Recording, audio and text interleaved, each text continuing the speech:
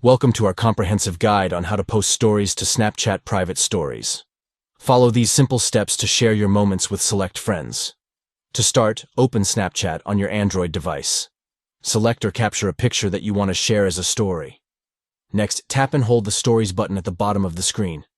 Choose the option labeled with the name of your private story and then tap Send to share your story exclusively with the selected recipients.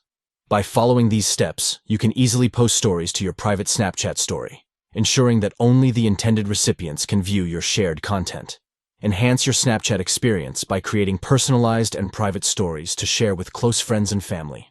Stay tuned for more tips and tricks on maximizing your Snapchat usage.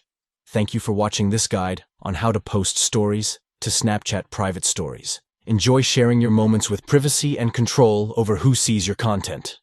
Explore the possibilities of private stories on Snapchat and connect with your inner circle in a more intimate way.